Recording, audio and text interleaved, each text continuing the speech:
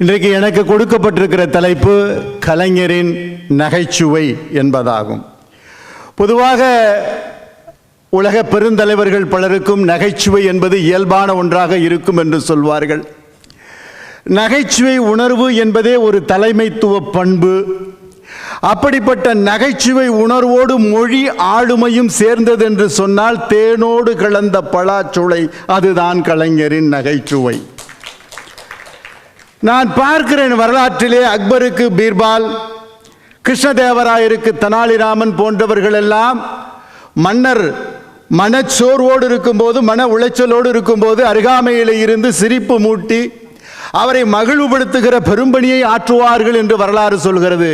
ஆனால் கலைஞர் அவர்கள் முதலமைச்சராக இருந்த காலத்தில் தன்னுடைய அமைச்சரவை சகாக்களையும் தன்னுடைய கட்சிக்காரர்களையும் எதிர்கட்சிக்காரர்களையும் பொதுமக்களையும் தன்னுடைய இலக்கிய அறிவு கொண்டு சிரிக்க வைத்திருக்கிறார் என்று சொன்னால் வரலாற்றிலே நாம் நினைவுபடுத்த வேண்டிய மேன்மையான கருத்துக்களாகும்.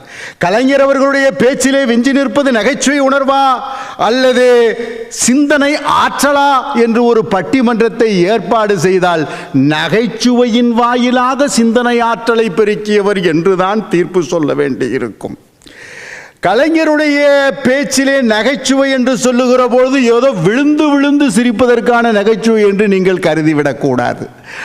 அவையெல்லாம் வேட்டியின் நடுவிலே ஓடுகிற இழையோடுகிற ஜருகையை போல பேச்சினிடையே வரும் இலக்கிய நகைச்சுவைகள் நீங்கள் புன்முறுவல் ஊக்கும் அளவிற்கு இருக்கும். அதனால்தான் இன்றளவும் காலம் கடந்தும் அவருடைய நகைச்சுவைகள் பேசப்படுகின்றன. எப்படிப்பட்ட நகைச்சுவை என்று கேட்டால், ஒருவர் கேட்கிறார், விஞ்ஞானிகள் சொல்கிறார்களே செவ்வாயிலே தண்ணீர் இருக்கிறது என்று சொல்கிறார்களே, அதை பற்றி உங்கள் கருத்து என்ன? செவ்வாயிலே நீர் இருந்தால் அது உமிழ்நீர் என்றுதான் பொருள், அது தண்ணீராகாது என்று சொல்கிறார். இங்கே அறிவியலும் இருக்கிறது, உளவியலும் இருக்கிறது. இப்படி மென்மையான நகைச்சுவைகளை பார்க்கிறோம். தஞ்சை மாவட்டத்திலே ஒரு திருமணத்தை அவர் நடத்தி வைக்க சென்றிருக்கிறார். அவருக்கு முன்பாக பேசிய ஒருவர் பேசுகிறார், இன்றைக்கு காலையிலிருந்து அடைமழையாக பொழிகிறதே, இந்த பெண் சிறு வயதிலே புழுங்கல் அரிசியை தின்றிருப்பார் போலிருக்கிறது, அதனால்தான் மழை பொழிகிறது என்று சொல்கிறார். இது எல்லாம் தஞ்சை மாவட்டத்திலே வழக்கமாக இருக்கிற சொலவடை. அதை அவர் சொல்கிறார். கலைஞர் பேச வருகிற போது அந்த மூட நம்பிக்கையை சொல்ல வேண்டும், ஆனால் அதை புண்படாமலும் பேச வேண்டும். அவர் சொல்கிறார், இளையர்களே, நீங்கள் நம்ம நாட்டினுடைய தண்ணீர் பஞ்சத்தை போக்குவதற்காக புழுங்கலரிசி சாப்பிடுகிற பெண்ணாக பார்த்து திருமணம் செய்து கொள்ளுங்கள் என்று சொல்லுகிற பொழுது அவருக்கே உரித்தான அந்த நையாண்டி இருக்கிறது அல்லவா, அது வெளிப்படுகிறது. தொடக்க காலத்திலே தொண்டர் ஒரு மாலை அணிவிக்கிறார், ஆள் உயர மாலையை அணிவிக்கிறார். தொட்டு பார்த்து சொல்கிறார், ஆள் உயர மாலை, ஆள் உயர மாலை என்று சொல்லுகிற போது இந்த பிரிமொழி சிலேடை என்று தமிழிலே சொல்வோம். பிரித்தால் ஒரு பொருள் கிடைக்கும். அப்படி பல இடங்கள். ஒரு சட்டமன்றத்திலே பேசுகிறார், ஒரு எதிர்கட்சிக்காரர் கேள்வி கேட்கிறார், உங்களுடைய மதுவிலக்கு கொள்கையிலே மாற்றம் உண்டா என்று கேட்கிறார். இப்போதைக்கு இல்லை, இப்போதைக்கு இல்லை. இப்படி பிரித்தால் ஒரு பொருள் வரும்.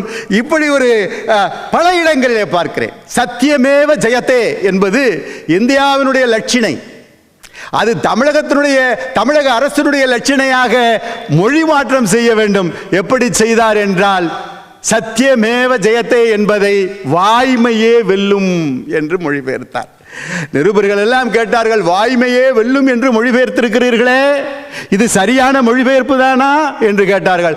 ஆமாம், நாங்கள் வாயால் வளர்த்த கட்சி தானே இது, நாங்கள் பேசி பேசி வளர்த்த கட்சி தானே. மை நாங்கள் எழுதி இந்த இயக்கத்தை வளர்த்திருக்கிறோம். மை சரிதானே, வெல்லும் வென்றுதானே வந்திருக்கிறோம். எனவே வாய்மையே வெல்லும் என்பது சரியான ஒரு மொழிபெயர்ப்பு தான் என்று சொல்லுகிற பொழுது வியந்து போகிறார்கள், கைத்தட்டி மகிழ்கிறார்கள். இப்படி பல சென்னையிலே இருந்து ஆரூருக்கு புறப்படுகிறார் கலைஞர் அவர்கள். அந்த PRO கேட்கிறார், உங்களுடைய பயண திட்டம் என்ன என்று கேட்கிறார். அவர் சொல்கிறார், அன்னை மண்ணை சென்னை. இது என்னது, இது புரியலை அவருக்கு. அவர் நேராக ஆரூர் சென்று அன்னை அஞ்சுகத்தம்மாள் நினைவிடத்திற்கு செல்ல வேண்டும். பிறகு மதிய உணவு மண்ணை அவருடைய வீட்டிலே சாப்பிட வேண்டும். பிறகு சென்னை திரும்ப வேண்டும். அதுதான் அன்னை மண்ணை சென்னை. தான் மட்டுமல்ல, தன்னுடைய அமைச்சரவை சகாக்கள் கூட ரத்தின சுருக்கமாக பேச வேண்டும், அழகாக பேச வேண்டும், சுவைபட பேச வேண்டும் என்று விரும்புகிறவர் கலைஞர் அவர்கள். அந்த அமைச்சரவையிலே அப்போது இருந்தவர் KPP சாமி. அவர் மீன்வளத்துறை மந்திரியாக இருந்தார். நேரம் கடந்து போய்விட்டது. அப்போதுதான் அவருக்கு பேச வாய்ப்பு கிடைத்திருக்கிறது. எனவே சுருக்கமாக பேச வேண்டும் என்பதை சொல்ல வேண்டும். KPP சாமி மீன் வளத்துறை மந்திரி. எனவே இவர் எழுதி கொடுக்கிறார், ஐரை மீனை போல் பேசவும். ஏன்னா விராமீன் இருக்கிறது, சுறா மீன் இருக்கிறது, அதெல்லாம் ரொம்ப பெருசா இருக்கும். ஐரை மீன் சிறுசா இருக்கும், சுவை அதிகமாக இருக்கும். அப்ப கொஞ்சமா பேசணும், சுவைபடவும் பேசணும் என்பதை எப்படி அவர் மொழியிலேயே உணர்த்துகிறார் என்பதிலே தான் கலைஞருடைய நகைச்சுவை, அவருடைய ஆற்றல் மிளிர்கிறது. சாதாரண கேள்வி, அறுத பழசான கேள்வி நம்மள்டே கேட்டிருப்பாங்க, கோழி முதலாவது வந்ததா முட்டை முதலாக வந்ததா என்று. கலைஞரிடம் கேட்டபோது அதுக்கு வேறுபட்ட விடையை சொல்கிறார். கோழி விற்கிறவனுக்கு கோழி முதல், கேபிட்டல். முட்டை விற்கிறவனுக்கு முட்டை முதல், கேபிட்டல். இப்படி எதிர்பாராத விடையினை அவர் சொல்வார் என்பதுதான் நமக்கு ஆச்சரியம். இது மாதிரியான பல நகைச்சுவைகள், அதாவது ஸ்பான்டேனியஸ் என்று சொல்வார்களே, அவருக்கு உள்ளிலிருந்து தானாக பிரவாகம் எடுக்கின்ற நகைச்சுவைகள். அது சிந்தித்து சொல்கிற வார்த்தைகள் கூட கிடையாது.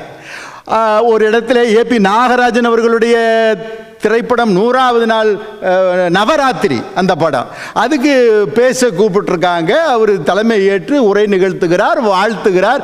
அவர் சொல்கிறார், AP நாகராஜன் படம் எடுத்திருக்கிறார், சிறப்பாக படம் எடுக்கிறார், நன்றாக படம் எடுக்கிறார்.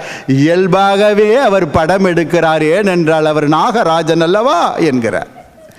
அங்கே தியேட்டர், அந்த இடத்துல மிகப்பெரிய கரகோஷம். இப்படி இயல்பாக நகைச்சுவையை அமைத்துக் கொள்கிறவர் அவர் என்பது முக்கியம்.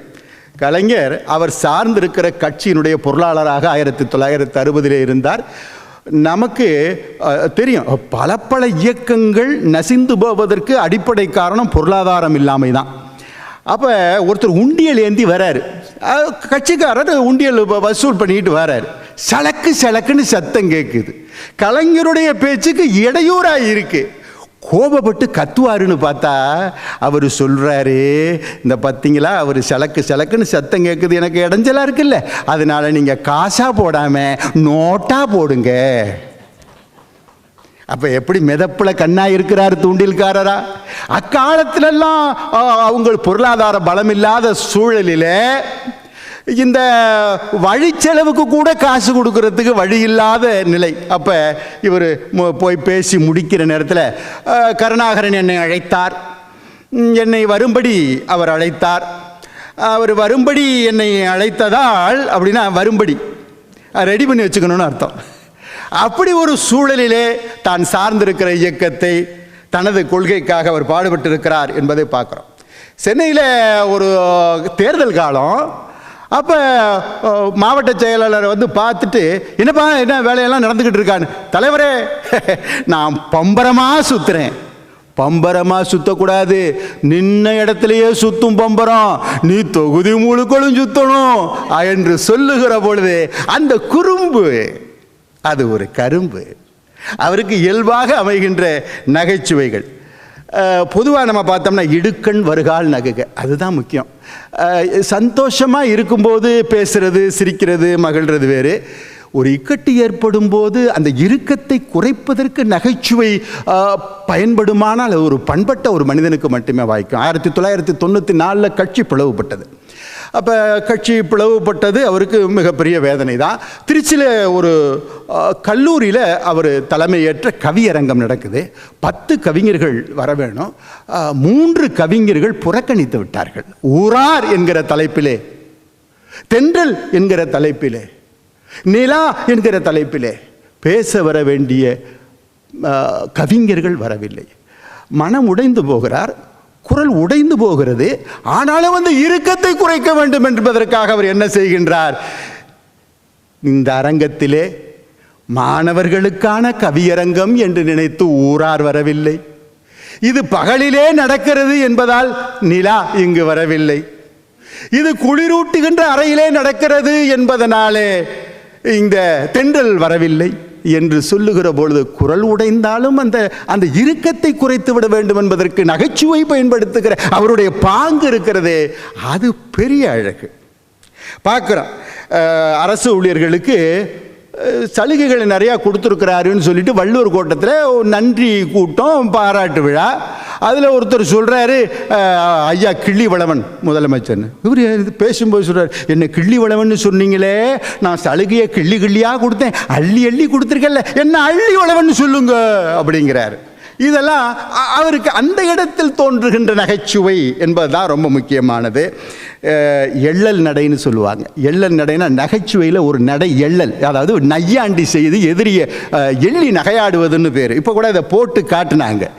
கோமளவள்ளி, கோமேதகச்சிலை, கூவும் குயில், குதிக்கும் மான் என்றெல்லாம் உம்மால் புகழப்படும் அந்த கோணல் புத்தி காரியின் கொள்ளி கண்களையன் கூர்வாளுக்கு இரையாக்கி விட்டது, எதிர்த்தால் உண்மையும் பக்கத்துணை வந்தவர்களையும் சுடுகாட்டுக்கு அனுப்பிவிட்டேன் என்று சூழும் புகழோடு சுழலும் வாளோடு என் அன்னையிடம் ஓடி சென்று மன்னிப்பு கேட்க வேண்டும். தயார் தானா?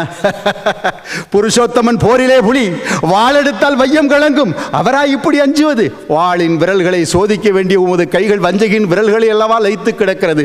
கோட்டை கொத்தலங்களை பார்வையிட வேண்டிய உமது கண்கள் இந்த குட்டிச்சுவரில் அல்லவா குளிர் காண்கிறது என்று அந்த வசனம் போகும்.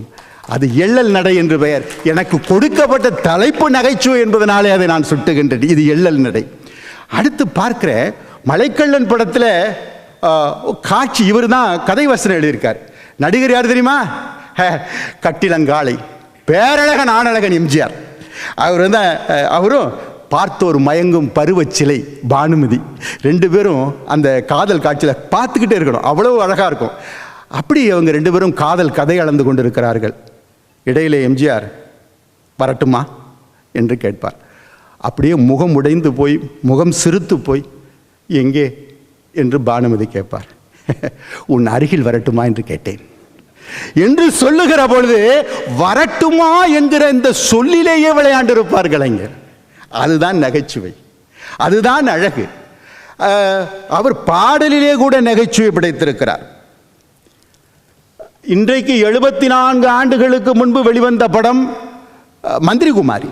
அதிலே ஒரு பாடல், எருமை கண்ணுக்குட்டி என்ன அருமை கண்ணுக்குட்டி, அருமை கண்ணுக்குட்டி என்ன அருமை கண்ணுக்குட்டி, நல்லதுக்கு காலம் இல்லை நடப்பதெல்லாம் வெளிப்பகட்டு, சொல்ல போனா அருமை கண்ணுக்குட்டி என்ன அருமை கண்ணுக்குட்டி என்று இந்த பாடல் வரும். இப்படி எங்கெங்கெல்லாம் வாய்ப்பு கிடைக்கிறதோ, திரைத்துறையாக இருந்தாலும் நாடகத்துறையாக இருந்தாலும் அரசியல் மேடையாக இருந்தாலும் எல்லா இடத்திலும் தன்னுடைய கருத்துக்களை நகைச்சுவையின் வாயிலாக வெளிப்படுத்திய கலைஞர் அவர்கள் என்பதை சொல்லி வாய்ப்புக்கு நன்றி கூறி விடைபெறுகிறேன்.